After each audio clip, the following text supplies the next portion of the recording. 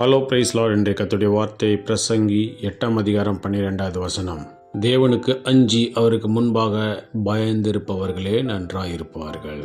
பிரியமானவர்களே, பிரசங்கி எழுதின புஸ்தகத்தில் சொல்லப்பட்ட வார்த்தையை பார்க்கும்போது, பாவி 100 தரம் பொல்லாப்பை செய்து நீடித்து வாழ்ந்தாலும் அவர்களை காட்டிலும் தேவனுக்கு அஞ்சி அவருக்கு முன்பாக பயந்திருக்கிறவர்கள் அவர்களை காட்டிலும் நன்றாயிருப்பார்கள் என்று பிரசங்கி சொல்லுகிறார்.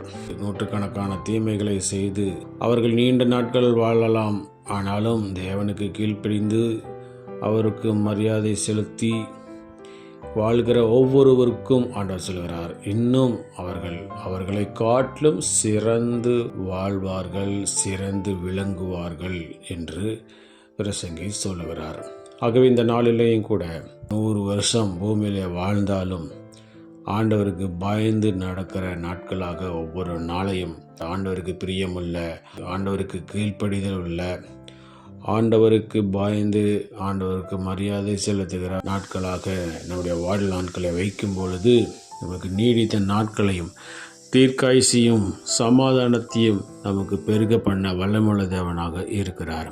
ஆம், நன்றாக இருக்கும்படியாகவும் நம்முடைய தலைமுறைகள் ஆசீர்வதிக்கப்படும்படியாகவும் நாம் நம்முடைய வாழ்நாளில் ஆண்டவருக்கு பயந்தும் அவருக்கு மரியாதை செலுத்துகிறவர்களாக, அவருடைய வார்த்தைக்கு கீழ்ப்படுகிற பிள்ளைகளாக நாம் வாழும்போது நாமும் நன்றாக இருப்போம்.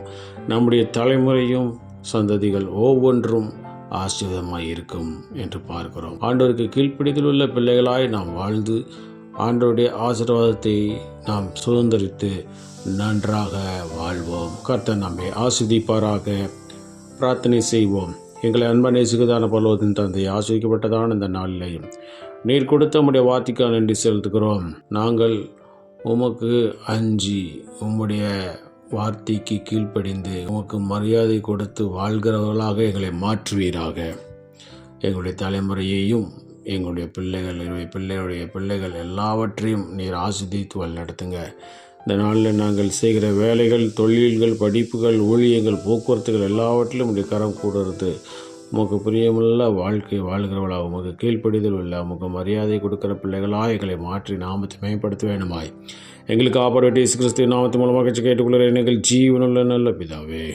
ஆமேன், ஆமேன்.